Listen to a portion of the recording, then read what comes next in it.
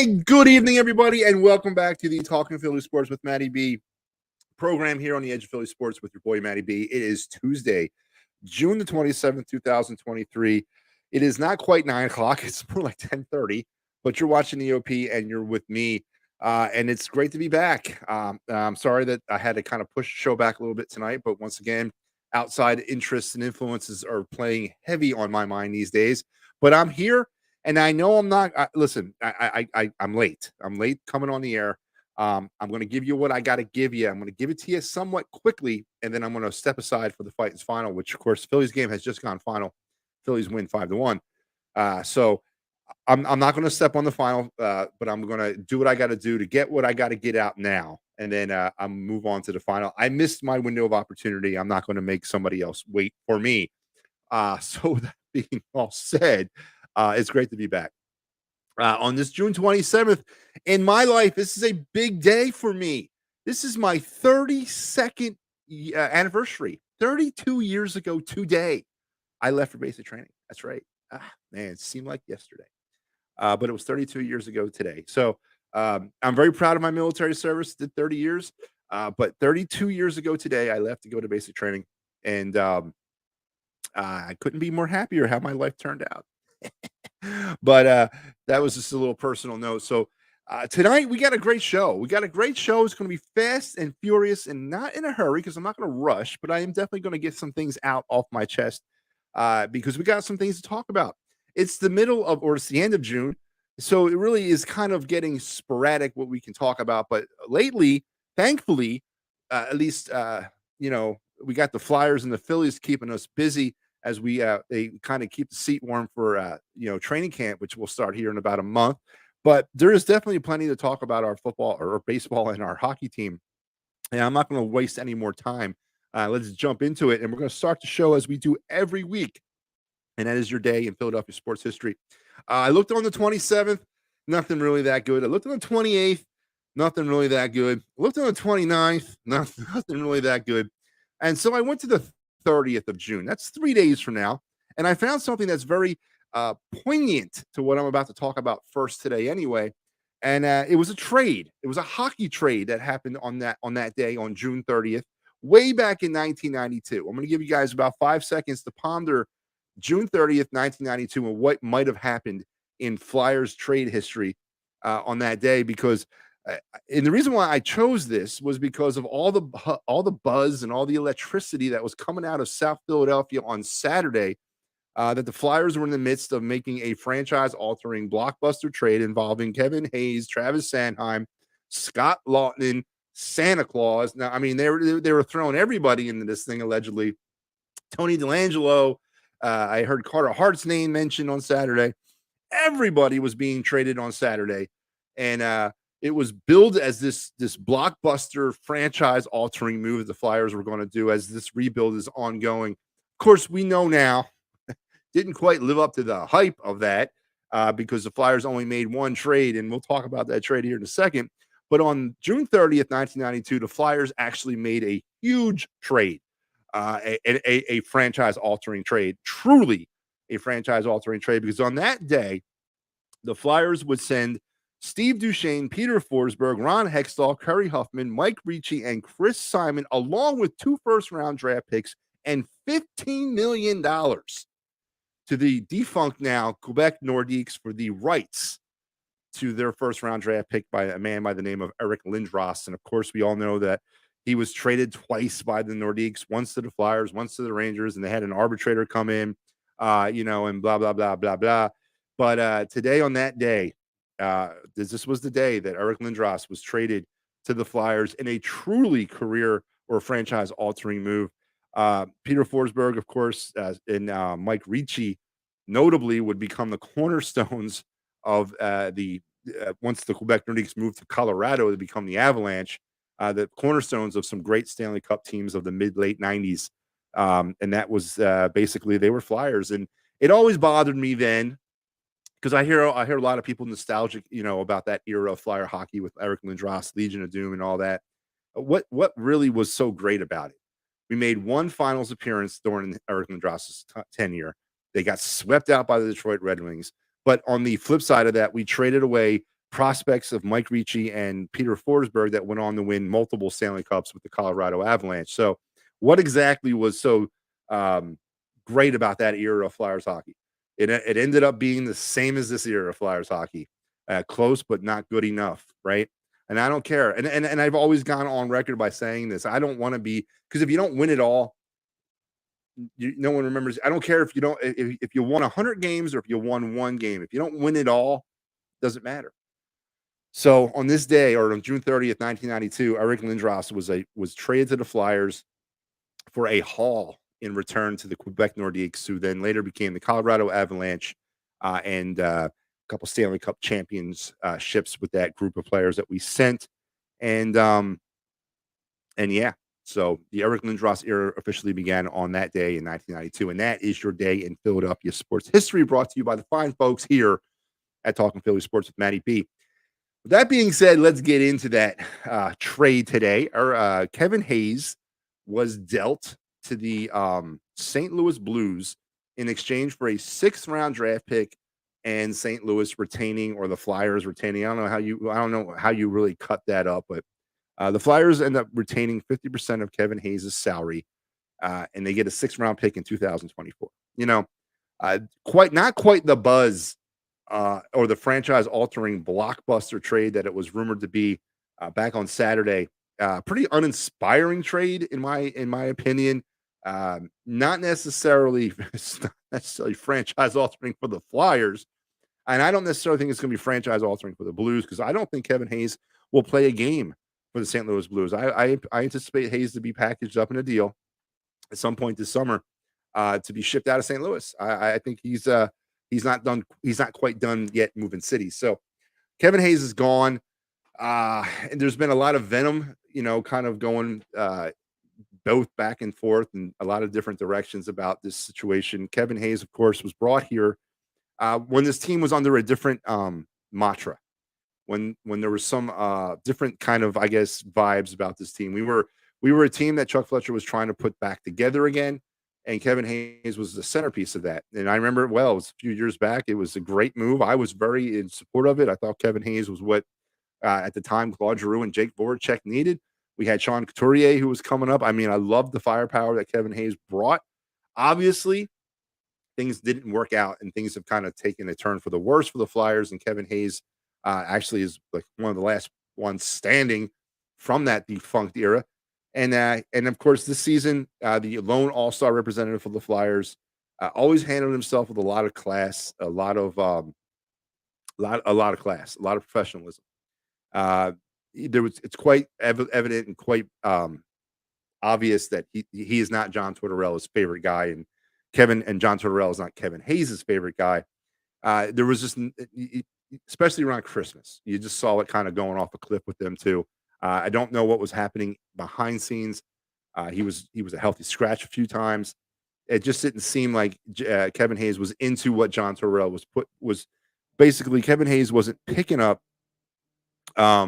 what Kevin Hayes was putting down. The answer to your question, Pat, is yes. All right. I'm not going to. The answer, Pat, is yes. I hope you hear me. Are you watching? The answer is yes. But he wasn't picking up what John Tortorella was putting down. And Kevin Hayes is no more. Now, let's get to the aftermath of this. Did Denny Breer get fleeced? Was this a trade that was, where do we come out on this trade? And, I'm not going to get kind of, people are going to analyze this up and down, but the bottom line was Kevin Hayes was a commodity that we definitely could not, he was not going to work here. The direction of this franchise, regardless of his relationship with the head coach, regardless of his relationship with the front office, whatever the situation might have been with Kevin Hayes, he was just not a right fit anymore. Now, the question would be, do we get enough in return? Remember what a rebuild is, folks, right? Well, we're basically tearing down what was once there. Unfortunately, it's now a seller's or it's a buyer's market for us. We're not going to get top dollar of our assets because teams know we're trying to get rid of salary. We're trying to dump contracts. We're not necessarily trying to trade stiffs away. I mean, Kevin Hayes is not stiff. He's a good player, and he's going to do well with the right team.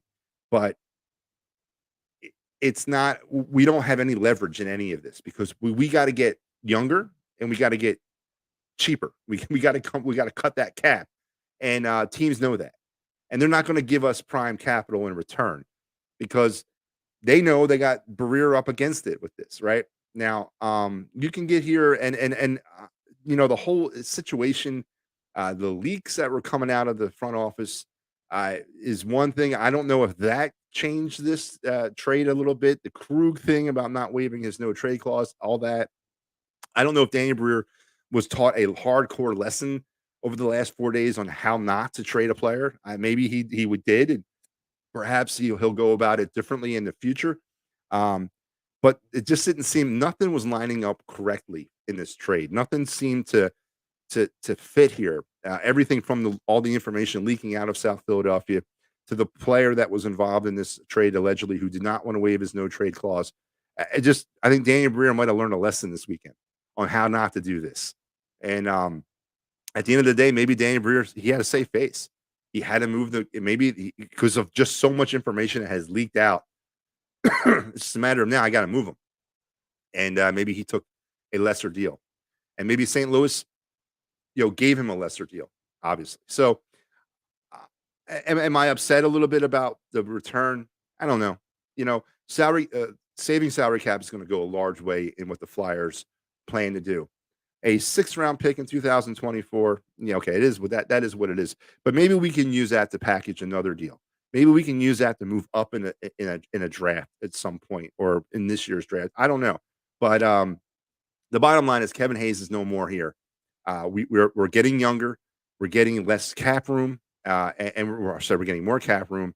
And the rebuild is ongoing. There's going to be trades like this that kind of hurt.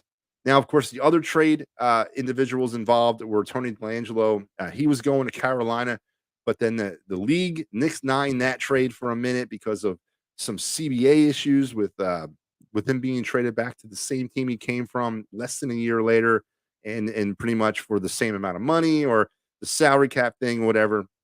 So they put a hold on that trade till at least July the 9th, and then the Flyers could potentially move Tony DeLangelo then.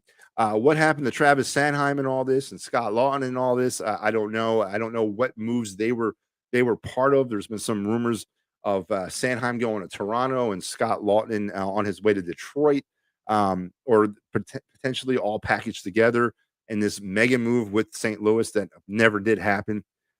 So it's good to see that we're ongoing and trying to make some of these moves. It's good to see that the Flyers are committed to the rebuild. And that's kind of what the prize that I'm keeping my eye on is. That prize is that, it's time to move on.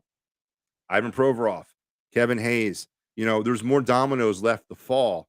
And hopefully, based on all the leaks that came out of South Philadelphia, that essentially we should have just been in the damn war room of all the correct information we were receiving. Dan Barrier was probably sent to school this weekend on how not to. I repeat, how not to trade a player in the NHL. And perhaps now he'll alter his trading tactics. He'll alter who he leaks out information to, who he reveals information to, and maybe keep a little bit more of this stuff closer to his vest pocket so as to not have this have this happen to him again.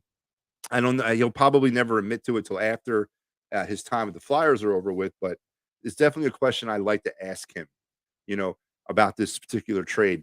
Was all the leaked information, did that hurt in the long run in trying to move Kevin Hayes? But Kevin Hayes no longer a Flyer.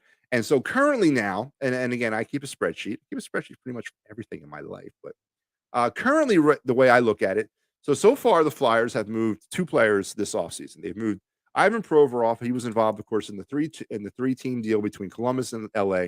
And the Flyers have also moved Kevin Hayes to St. Louis. And in return for the 2 players moved, now we can throw in Hodgson and Connaughton in the trade as well, because they were offered in the Proby deal. So there is 4 players that the Flyers traded. In return so far, the Flyers have gotten back Sean Walker, Cal Peterson, Helge a 2023 second-round pick, a 2024 second-round pick, a 2023 first-round pick from Columbus, another 2024 second-round pick, and a 6th-round pick in 2024. And they've also saved 80% of they dropped 80% of contracts of Provorov. They retain 30% of Provorov's and they retain 50% of Hayes's contract, but that's 80% of salary now that they've saved. So I guess you got to kind of look at it like that, and not necessarily individually and what the Flyers were able to get for Ivan Provorov, or in this case, Kevin Hayes, or lack of what they got for Kevin Hayes, and kind of look at it in that aspect because it's a rebuild. You know, we got on Chuck Fletcher when he wouldn't make these hard trades, when he would not pull the trigger on players that we knew were not part of the future here. So lay off of Danny Barrera a little bit. If there's some criticism you want to give to him, it would probably be from the standpoint of letting too much information out of whoever that was. I hope they find that individual and promptly fire him. There's been some reports that it was Kevin Hayes's people that were leaking out this information in order to kind of drive down the salary, or the drive down the asking price, potentially, because he was pissed off that the Flyers were moving him. I don't know. I don't know the validity of any of that, but there was a leak at somewhere and some point in the organization. And I hope Danny Barrera learned a hard lesson on how not to trade in the National Hockey League as he continues to try to get this rebuild underway. The Flyers, of course, and the rest of the National Hockey League will start their draft tomorrow night in Nashville. The Flyers picking currently the 7th overall and the 22nd overall picks in the first round. The schedule was also released today. The Flyers 2023-2024 schedule was released as along with everybody else's in the NHL. So everything coming up roses in the National Hockey League if you're a hockey guy or a gal, as we get closer now to the I guess, with the draft starting tomorrow, free agency begins, I believe, next week. And here it is. It's on. It is definitely here, and it's a good thing. It's keeping me going to the next season. But you know what else is keeping me going through the rest of this week? And that's your lineup here on the Edge of Philly Sports. Tonight you're talking Philly sports with me, and then right after me, in about maybe 20 minutes, the Fightins final, as they will break down the Cubs game. Phillies over the Cubs tonight, 5-1, as I mentioned. Tomorrow, Party on Broad, Philly Press Box Radio, the flagship show, Edge of Philly Sports Live, and then the Fightins final as well, and everything else that we have here on the Edge of Philly Sports Network. We got you covered. Can't find it on EOP. It's not Philly Sports. And also, if you can't find it at Philly Sports Trips, it ain't Philly Sports. So you need to head over there, see everything they have to offer for this upcoming football season. They got the trip at Wrigley happening right now. They got a trip coming up to Pittsburgh a little bit later, and then a trip to San Diego in September. And of course, I mentioned the Eagles. They're going to have their Flyers and Sixers stuff. Now that the Flyers schedule is dropped, I imagine there'll be some Flyers trips coming here very soon. Head over to phillysportstrips.com. Check out everything they have to offer. And after you're done that, you got to head over to Sherry's Ticket Town at www.sherrystickets.com for all sports, concerts, and theater venue type tickets. No hidden prices or no hidden fees and great prices. Save an additional 10% with the promo code EOP10 at Sherry's Ticket Town, www.sherrystickets.com. And now that I-95 has been repaired and I can now move southbound on 95, there's nothing holding me back from visiting Dolan's down there at 24 East Sellers Road or Ave in Ridley Park. Pizzo, music, memorabilia, great times, and you never know who is going to walk through the front door at Dolan's. Go ahead and give them a shot and a try. And give this guy a shot and a try. If you have workman's compensation, motor vehicle accident, criminal law, or personal injury, Dave Cherry is the man to call. 610-565-0300. Tell Dave, Matty B, EOP, and Talking Philly Sports, Matty B sent you. So it's going to lead me into my final segment of the night. I guess we put the cherry on the top of the Kevin Hayes deal. Is it the best trade available? No, maybe not, but it is a trade. And you have to look at this thing holistically. And if you package the Kevin Hayes trade and the Ivan Provorov trade together, you realize you've saved 80% of salary cap, and you've also acquired massive amounts of draft picks and some talent as well. You got to kind of look at this that way. I think Danny Briere also learned a lesson of how not to trade players in the National Hockey League. Let's now move over to the Philadelphia Phillies, who, as I mentioned, 5-1 winners tonight. That now puts them at 2 in a row. They were able to find a way past the New York Mets this weekend for the first time since 2021. They won a series against the Mets. Very inspiring, like on Sunday, as they did even get a ball out of the infield in that 8th inning where they were able to rally and score like 5 runs and win 7-6 due to some faulty or some shoddy Mets bullpen action. Phillies have now moved over 40 wins. They're creeping up on the midway point of the season. The All-Star break is a coming. The game 81 is a coming. Game 81 is like in the end of the week. And the Phillies find themselves about three. I'm not really certain what happened around Major League Baseball tonight. So they could potentially be 2 games out of a wild card spot. They're about 10 games out of first place. And the question I have for everybody, and they also have been running roughshod through the month of June, like 16-6, I think they are now. The question I have for everybody out there, are the Philadelphia Phillies a playoff team? As of right now, we're reaching one of those banner points of the MLB season. Now, I know you old heads out there are going to tell me, no, Matt, we're not, because game 81 doesn't matter. We got to get to the All-Star break, which is, of course, a couple weeks after they hit the game 81 mark, or like 9 days later or something like that. And that is truly the midway point, but it's not. Game 81 is the midway point, and that game is coming very soon. I believe tonight was game 78. So at the midway point, are the Philadelphia Phillies, if this were not the midway point and it was the end of the season, of course, the Phillies wouldn't be going to the playoffs because they wouldn't be in the playoffs at this point. But right now, is this team capable of being a playoff team? Because they're not a playoff team right now, right? Are they capable of making that push into the playoff positions that they did last season? And a lot of people, I don't hear that too much anymore. I don't hear too much of the nostalgic of 2022 anymore. I think we finally put that to bed, thankfully. But now we got to look at 2023. The way this current team is constructed, are they a playoff team? We're not talking the season's too early now, right? We're not. We've abandoned that back in the end of May. It is no longer time. We can't speak of that. The season is not too early. Is this a playoff team? Now they're beating up on teams like the Nationals. They're beating up on teams like the A's. They beat up on the Cubs, who entered tonight, I think, 2 games behind them in the wild card race. But is this team capable of not only making it to the playoffs, but exceeding expectations and returning to the World Series in 2023? And I'm going to say they're not. I'm bluntly going to say they're not, because there's just way too many questions for this team. There are too many questions on this current roster currently than there were on last year's current roster. And there's some huge ones. And number 1A and 1B are Bryce Harper and your 5th starter. They are your top 2 issues that are currently on this team right now. Bryce Harper's inability to hit for anything other than maybe a single due to coming back from Tommy John. Yes, yeah. Listen, I took heat for it, and I'm going to continue to keep going with it. Bryce Harper should not be in the lineup. He is not ready. Because as I said before, this team is going nowhere without him, and they need him where he needs to be. But there's no sense in trying to get him back into a lineup that he's not ready to be in. Has he shown some signs lately? Yes, but he doesn't seem to have any power. Can he hit for power? Are they not telling us something? Is he not as healed as he thinks he is? I mean, great, you're a warrior and all that. I get all that, but I need you healthy, man, so you can do what you do.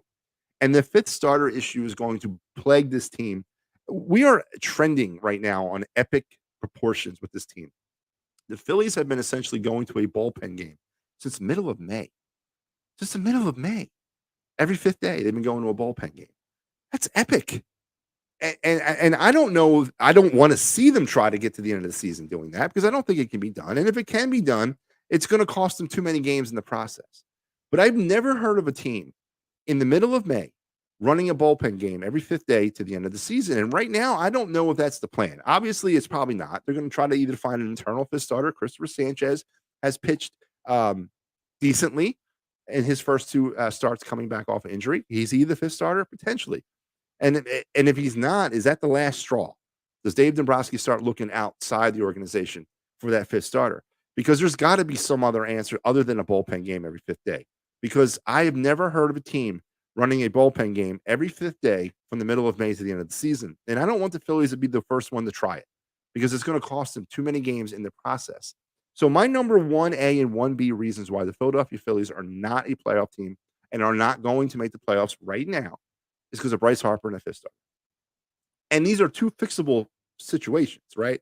We can go and find a 5th starter, and Bryce Harper could potentially work himself out of this funk he's in, or work himself into being a more healthy version of himself.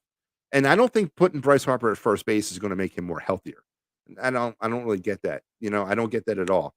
And so right now, as we approach game 81, I don't think the Phillies are a playoff team. Now, as I said, reason 1A and 1B, Bryce Harper and a fifth starter, fixable issues that can be handled and fixed. It's just a matter of whether or not Dave Dombrowski pulls the trigger and tries to fix these issues. But right now, 5-1 winners tonight, the Phillies. The Fightins final is following me here in about 2 or 3 minutes. I'm going to wrap this up. I told you I was coming on quick, fast, and in a hurry tonight. I wanted to get my Kevin Hayes points out of the way and my little midway point Phillies analysis, and then I'll get more deeper into the Phillies next week. And I think we're going to be doing something here on the final, kind of at the actual All-Star break to kind of sum up the first half of the season. So be on the lookout for that. But in the meantime, I don't think the Phillies are a playoff team currently as constructed. I think they're a good team, and I think that they got potential. I just don't like the way they're constructed, and obviously 1A and 1B are my two reasons, Bryce Harper and a lack of a fifth starter. Folks, that is going to wrap me up today. It has been a pleasure and a privilege to come join you. Be on the lookout for everything else that we have to offer here on the Edge of Philly Sports. Pat from Ambler is going to follow me directly after this show with the Fightins final. So stay where you're at. Keep that button tuned in to EOP. Until we talk again, that's the news, and I'm out here.